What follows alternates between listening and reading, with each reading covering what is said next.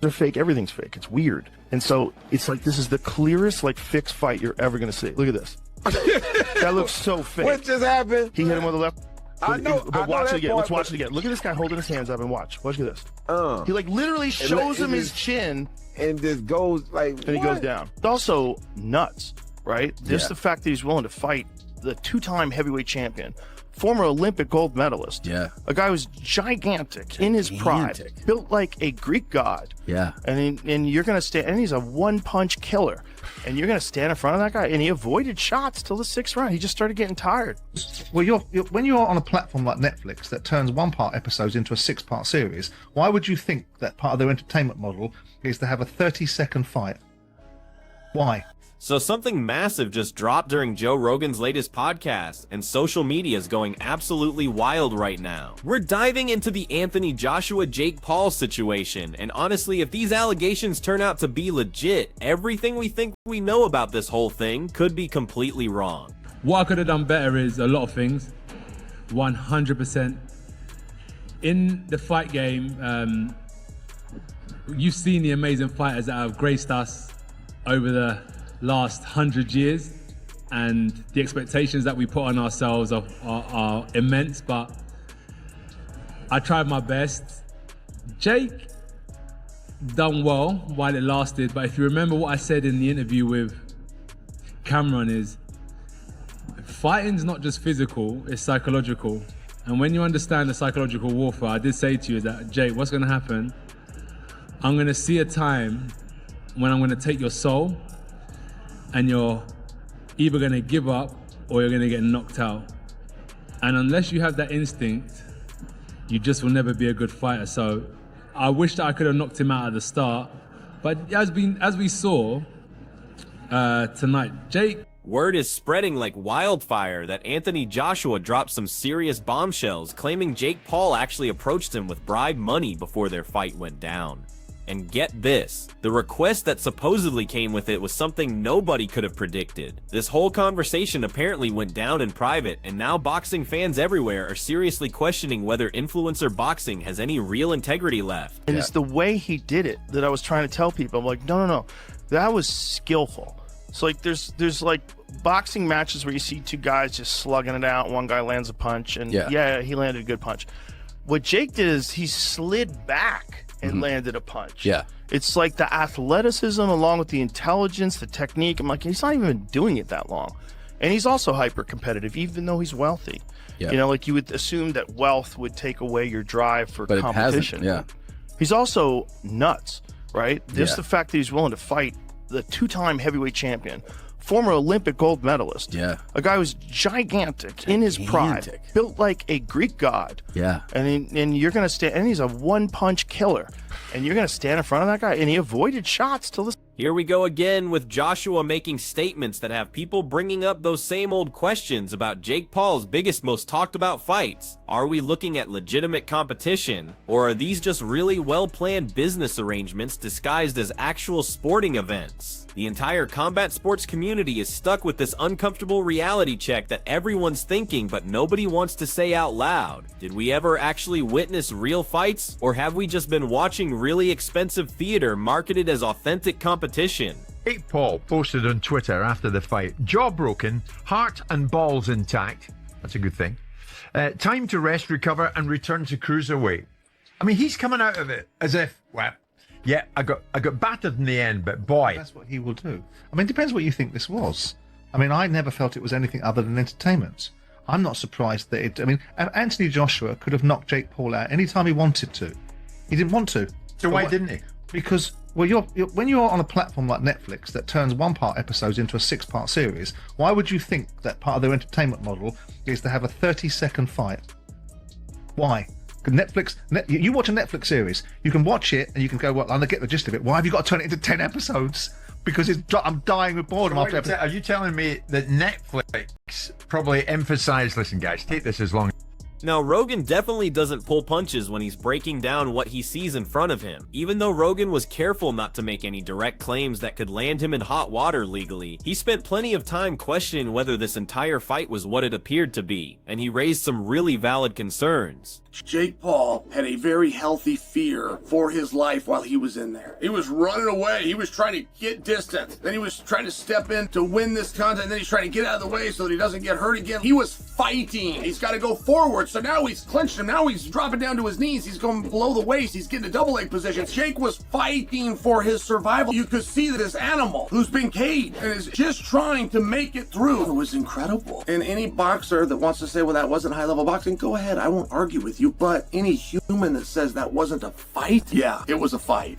He kept coming back to this insane difference in experience, pure knockout ability, and boxing intelligence between someone who held a heavyweight title and competed at the top level for years versus someone who started as a content creator and is still pretty green in professional boxing. Rogan floated the idea, and this part really caught attention, that if Joshua had walked into that ring completely focused on ending things as fast and as violently as possible, the whole event probably wouldn't have made it past the early rounds. Yeah. In awe of the fact that you do what you do. I mean, it's not that hard to get your ass beat.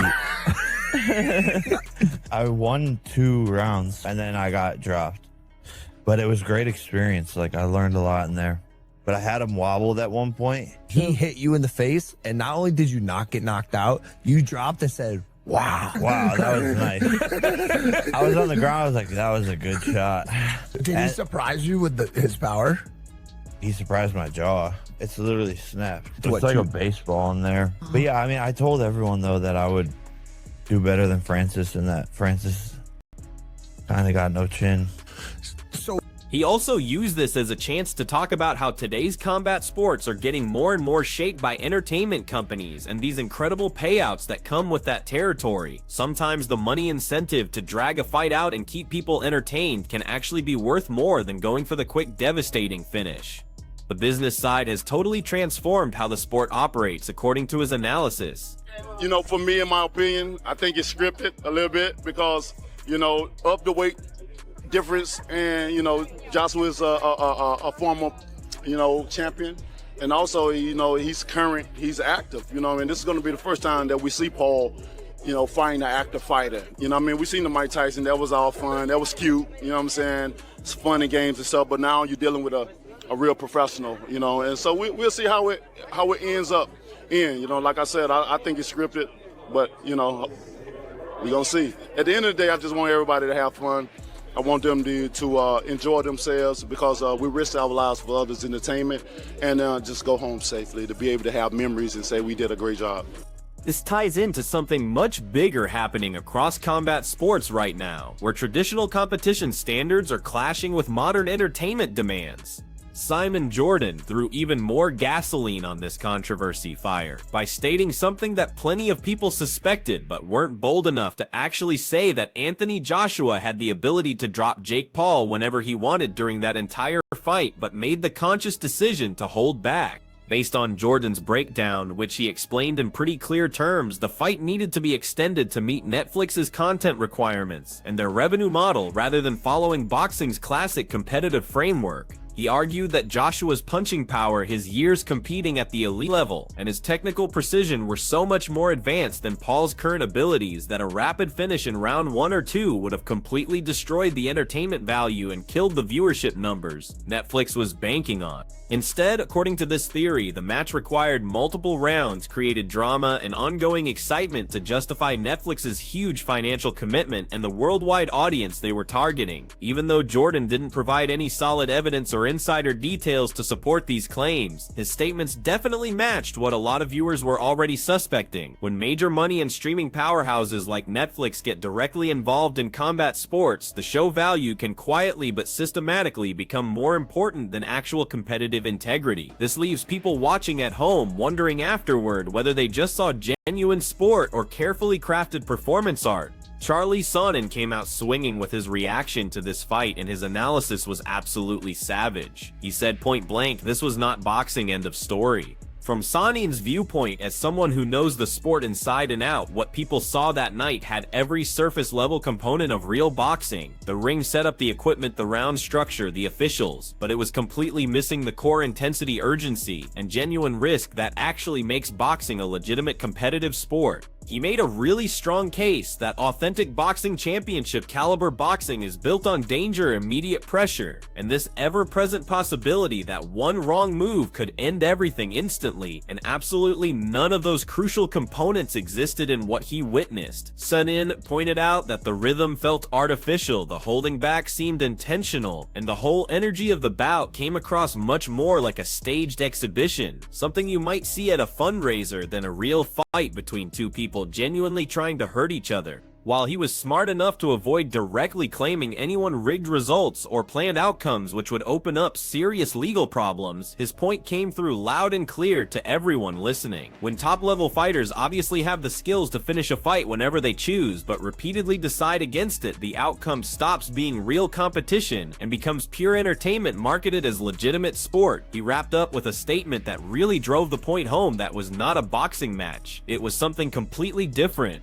When everything was over, Anthony Joshua showed some unexpected honesty about how he actually performed in there, admitting that even though he technically completed the task with that 6th round knockout, everyone witnessed he really didn't think it represented his best work, and he knew he was capable of much better than what he showed. Joshua openly acknowledged that he needed to step up his game because he had trouble connecting cleanly early on and wasn't able to trap Jake Paul as fast as most analysts and fans thought he would, considering how much more skilled and experienced he was supposed to be. He described it as getting the win for sure, but definitely not meeting his own personal performance expectations, and he stressed that significant improvement was still necessary if he wants to return to title contention level. It was actually pretty refreshing humility coming from someone who just knocked out one of the most hyped fighters on the planet right now.